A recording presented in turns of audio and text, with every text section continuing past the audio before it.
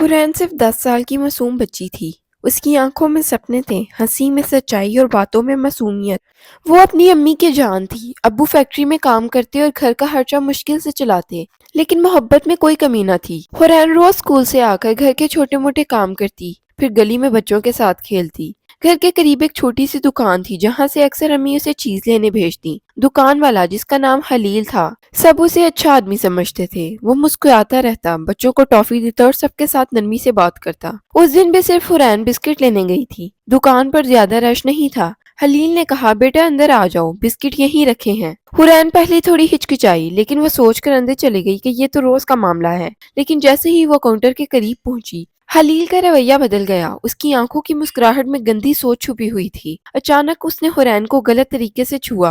हुरैन का जिस्म सहत हो गया। उसे फौरन एहसास हो गया था कि ये गलत है। स्कूल में एक दफा टीचर ने हल्का सा बताया था कि अगर कोई ऐसा टच करे जो अच्छा न लगे, वो बैड टच होता है। हुरैन का दिल जोर जोर से धड़क रहा था। वो कुछ कह न सकी। उसकी आवाज जैसे गले में अटक गई हो। उसने बिस्किट भी नहीं लिया और भागकर घर चली गई। घर आकर वो बिल्कुल चुप हो गई। अम्मी ने नोट किया कि हुरैन का रंग उड़ा हुआ है। माँ ने प्यार से पूछा, बेटा क्या हुआ है? हुरैन ने सिर्फ कहा, सर दर्द हो रहा है अम्मी। वो झूठ बोल रही थी, लेकिन डर की वजह से। रात को हुरैन को नींद नहीं आ रही थी। वो बार बार उस लम्हे को याद करती। उसे शर्म, डर और गिल्ट महसूस हो रहा था, जैसे उसकी कोई गलती हो। ये वो एहसास होता है जो अक्सर बच्चों के दिल में डाल दिया जाता है। अगले ही दिन से हुरैन ने हंसना भी कम कर दिया। अकेले रहना पसंद करने लगी। स्कूल जाने से कतराने लगी और जब भी दुकान का जिक्र होता वो चुप हो जाती। अम्मी ने धीरे धीरे ये रवैये की तब्दीली नोट की, लेकिन हुरैन बोल नहीं रही थी, क्योंकि उसे डर था अगर अम्मी ने यकीन नहीं किया तो, अगर लोगों ने उसे ही गलत समझा तो, अगर हलील ने बदला ले लिया तो। ये खामोशी उसके लिए सबसे बड़ी सजा बन रही थी।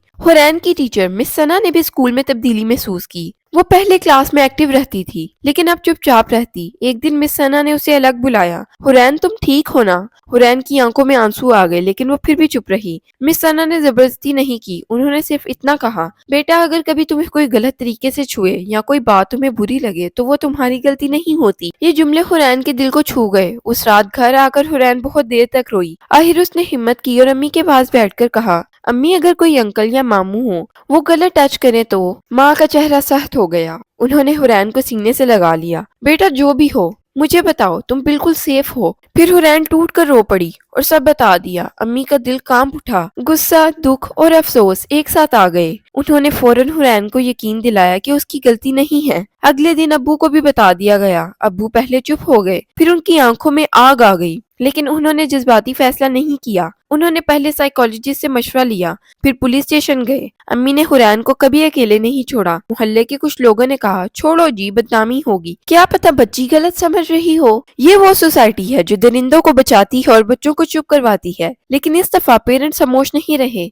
पुलिस ने इन्वेस्टिगेशन शुरू की। दुकान पर सीसीटीवी कैमरास लगे हुए थे, जो अक्सर लोग सिर्फ सिक्योरिटी के लिए लगाते थे, लेकिन इस दफा वही कैमरास एक मासूम बच्ची के लिए इंसाफ की रोशनी बन गए। पुलिस जब दुकान पर पहुंची तो हलील पहले घबरा गया। उसने कैमरास बंद होने का बहाना किया, लेकिन रिकॉर्डिंग सेफ थी। फुटेज जब देखी गई तो हर शख्स खत्म हो गया। स्क्रीन पर साफ नजर आ रहा था कि हुरैन दुकान के अंदर खड़ी है और हलील का रवैया एकदम बदल जाता है। उसका झुकना, हाथ आगे बढ़ाना और हुरैन के पीछे हटना, सब कुछ वाज़ेह था। पुलिस ऑफिसर ने सिर्फ इतना कहा, बस अब कोई सफाई का मौका नहीं। हलील गिरफ्तार हो गया। जब हथकड़ी लगी तो उसका चेहरा पीला पड़ गया था। मोहल्ले में खबर जंगल में आग की तरह फैली। कुछ लोग जो कल तक उसे अच्छा आदमी कहते थे, आज नजर चुरा रहे थे। कुछ ने अभी भी कहा शायद गलती से हो गया हो। वीडियो भी पूरी क्लियर नहीं। ये वो लोग थे जो हर जुर्म पर सवाल उठाते, लेकिन बच्चे के आंसू कभी नहीं देखते। हुरैन को उस वक्त दुकान के पास से भी गुजरने में मुश्किल लगता। रात को उसे डरावने ख्वाब आते। कभी वो खुद को उस काउंटर के पास खड़ा महसूस करती, कभी उसकी आवाज नहीं निकलती। साइकोलॉजिस्ट ने पेरेंट्स को समझाया, ट्रॉमा सिर्फ एक लम्हे का नहीं होता, बल्कि उसका असर सालों तक रहता है।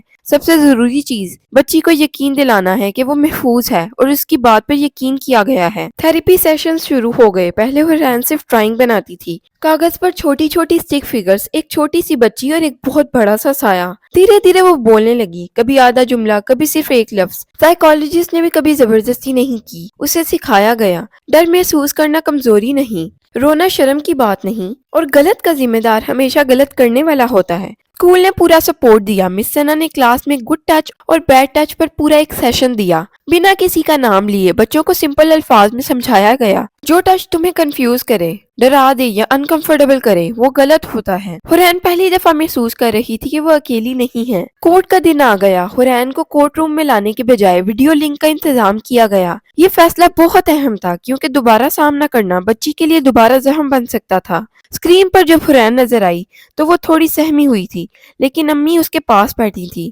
اس کا ہاتھ مضبوطی سے پکڑا ہوا تھا۔ جج نے نرمی سے کہا، بیٹا تم صرف سچ بتاؤ، کوئی تمہیں غلط نہیں کہے گا۔ حورین نے گہری سانس لی اور سب بیان کر دیا۔ ہر لفظ سچ تھا، ہر جملہ درد سے بھرا ہوا لیکن ہمت سے کہا گیا۔ حلیل کے وکیل نے سوال اٹھانے کی کوشش کی لیکن سی سی ٹی وی فوٹیج نے ہر سوال کا جواب دے دیا۔ جج نے اپنا فیصلہ سنایا۔ بچوں کے ساتھ زیادتی صرف ایک فرد کا جرم نہیں بلکہ پوری سوسائٹی کے لیے خطرہ ہے۔ اگر آج ہم خاموش رہے تو کل کوئی اور بچہ شکار ہوگا۔ کورٹ نے حلیل کو سخت قید، بڑا جرمانہ اور زندگی بھر بچوں سے متعلق کسی بھی کام پر پابندی کی سزا سنا دی۔ یہ صرف ایک سزا نہیں تھی، یہ مثال تھی۔ محلے میں پہلی بار لوگوں نے کھلے عام اس مسئلے پر بات کرنی شروع کی۔ ماں نے پیرنٹس کے لیے چھوٹے چھوٹے اویئرنیس سیشنز شروع کیے۔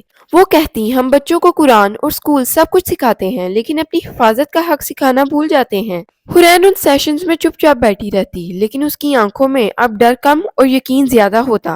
وقت کے ساتھ ساتھ حورین پھر سے ہنسنے لگی، پھر سے ڈرائنگ میں رنگ بھرنے لگی، گلی کے بچوں کے ساتھ کھیلنے لگی، لیکن اب وہ زیادہ اویئر تھی۔ اسے پتا تھا نو کہنا غلط نہیں، اپنی بات بتانا کمزوری نہیں، اور سچ بولنا کبھی شرم کی بات نہیں۔ اس کی خاموشی ٹوٹ چکی تھی اور اس کی خاموشی کے ٹوٹنے سے صرف ایک بچی نہیں بچی بلکہ کئی اور بچوں کے لیے راستہ روشن ہو گیا۔ یہ کہانی صرف حورین کی نہیں، یہ ہر اس بچی اور ہر اس بچے کی کہانی ہے جو اپنے درد کو لفظوں میں بیان نہیں کر پاتے۔ یہ ان آنکھوں کی کہانی ہے جو ہنس تو رہی ہوتی ہے لیکن اندر سے خاموشی میں چیخ رہی ہوتی ہے۔ یاد رکھیں، بچے جھوٹ نہیں بولتے، وہ صرف ڈر جاتے ہیں۔ ڈر اس بات کا ہوتا ہے شاید کوئی یقین نہ کرے، شاید الزام انہی پر آ جائے، شاید گھر والے شرمندہ ہو جائیں، اور جب ہم ان کی بات نہیں سنتے تو ہم انجانے میں غلط کو ہمت دے دیتے ہیں۔